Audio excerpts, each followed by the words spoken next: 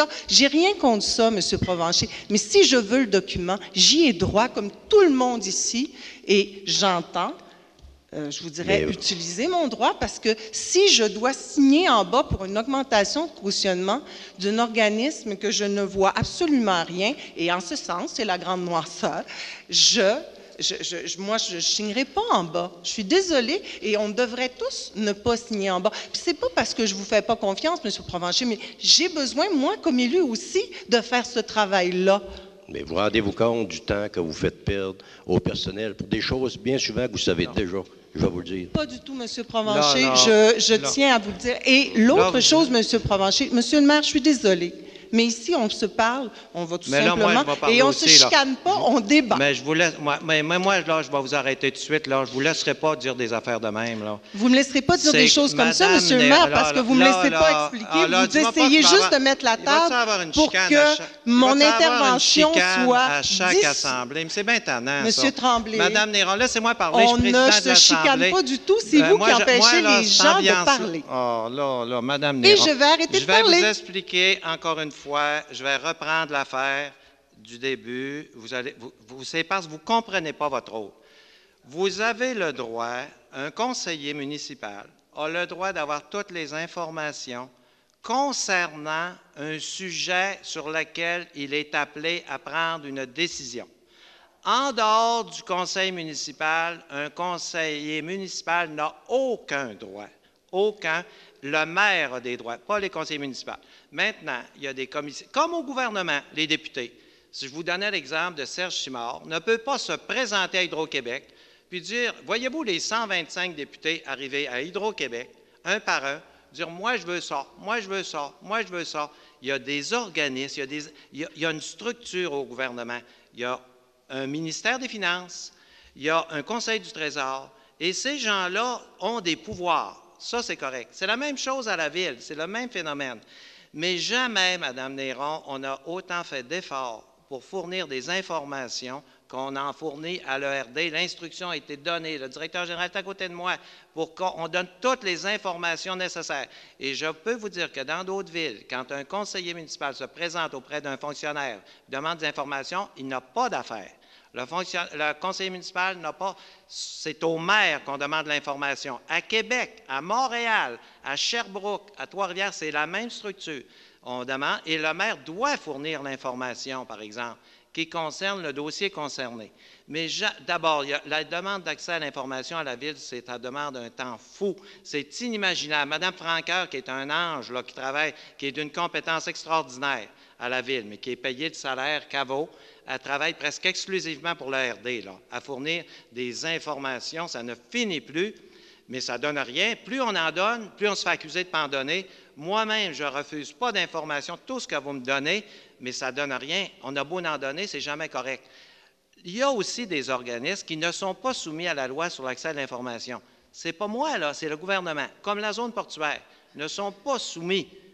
Vous dites qu'ils n'ont pas de fournir d'informations. Ils ne sont pas soumis à ça, aux autres. Ce n'est pas de ma faute. Sauf que, régulièrement, le Conseil du Trésor les rencontre, ils fournissent les états financiers, ils fournissent tout à la ville, les gens de la zone fortière. Tout ce qu'on leur demande, ils le donnent au Conseil du Trésor.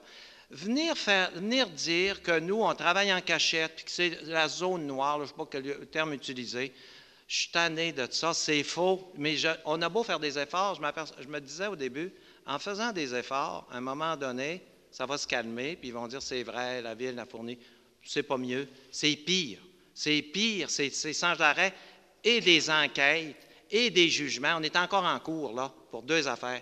Ça ne finit plus de finir. On n'a pas le temps de travailler. C'est important, il faut travailler pour les citoyens. Tout ça, c'est négatif, ça ne nous fait pas avancer. Parce qu'il faut avancer, il faut faire marcher nos dossiers. Prenez le hangar qu'on a perdu. Mais ce n'est pas juste la subvention qu'on a perdue, c'est tous les emplois, des emplois de 100 000 là. Il y en avait une quarantaine. On les a perdus.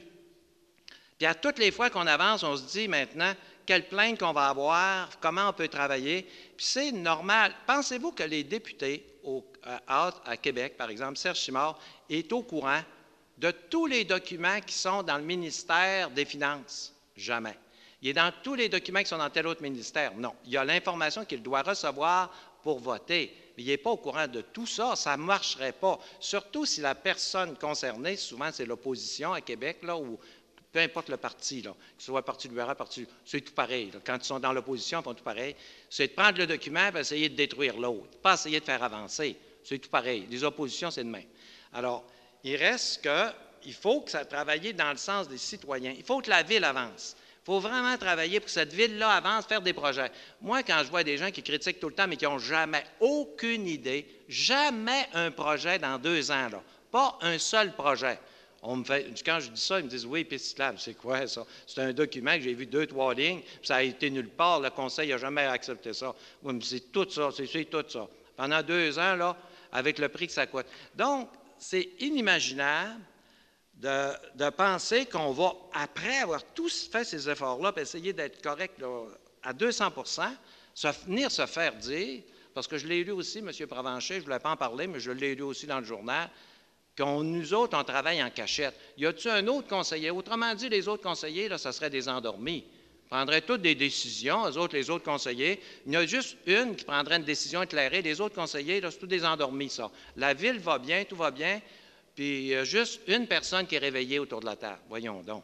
Il y a des limites, là, à nous faire passer pour tous des pas bons, là. Je pense que tous les conseillers ont toute l'information qu'ils demandent.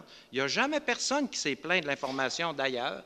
Hein, c'est jamais arrivé parce qu'on la donne, puis il n'y a pas de cachette. Les gens, des fois, ils me disent « Ah, tu sais, j'ai mon petit carnet noir dans mes poches, les uns, hey, perds pas ça. » J'ai dit « Mon petit gars, comment je le perdrais? Qu'est-ce qu'il y a là-dedans? Tout est public aujourd'hui. Tu peux pas, là, il n'y a rien. Il ne faut pas s'imaginer qu'il y a des mystères et des affaires. » Alors, venir se faire dire ça, là, c'est des personnes qui ne comprennent pas leur rôle.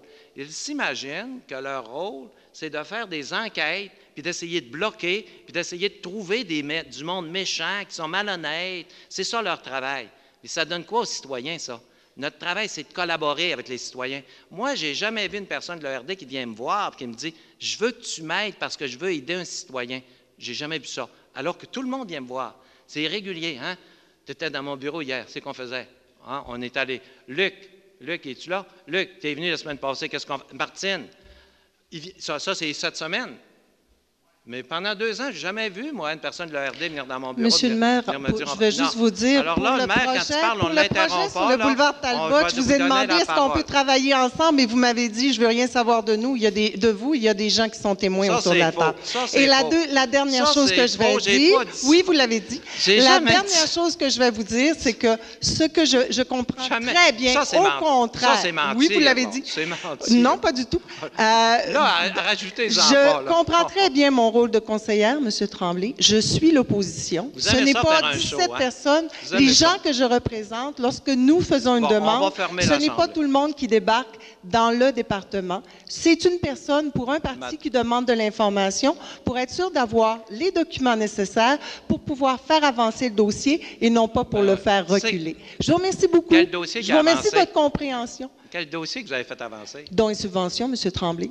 Nous avons proposé une politique. Oui, ça a très changé. Il y a déjà des choses qui sont améliorées. Puis vous avez dit qu'on devrait adresser. C'est vous qui le considérez comme ça, M. Tremblay. Il y a des choses qui ont changé et il y a des choses qui doivent encore changer au niveau des dons et subventions. Vous le savez, ça doit être ramené uniquement au niveau de la ville pour être sûr que lorsqu'on vote des dons et des subventions, ce soit gardé sous la loi des cités et des villes. Même pendant encore 2 ans, c'est tannant. C'est regrettable, M. Tremblay. C'est juste que parce que vous ne voulez pas travailler avec nous, mais c'est correct.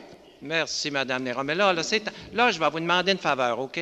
Essayez de travailler pour les citoyens. Puis ces chicanes-là, moi, je ne suis pas habitué à ça. C'est surtout en public de même.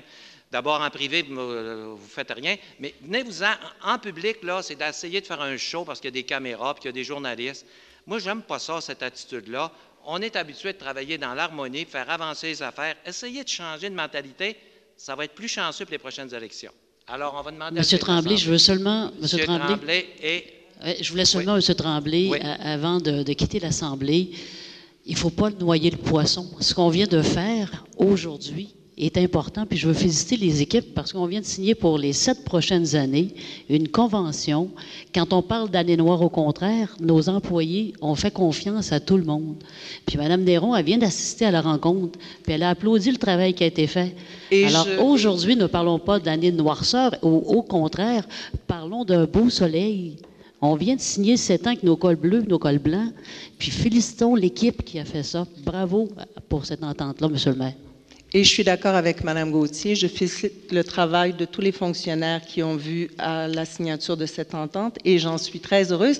Et j'ai également remercié les gens qui nous ont permis ce matin, M. Boivin, M. Reed, d'avoir toute l'information nécessaire avant d'aller signer, avant d'aller voter ceci. Et j'apprécie énormément. Ça a été très bien fait. Et je les félicite pour leur travail. Merci, M. Tremblay. Je vous remercie, mais n'oubliez pas une chose. Tous ces gens-là ont été dirigés par le maire. Ne l'oubliez pas. Je ne l'oublie pas, ne vous en faites pas. Merci. Alors, est-ce qu'il y a des questions du public? Alors, on va lever l'Assemblée. M. Tremblay, M. Hudon. Merci.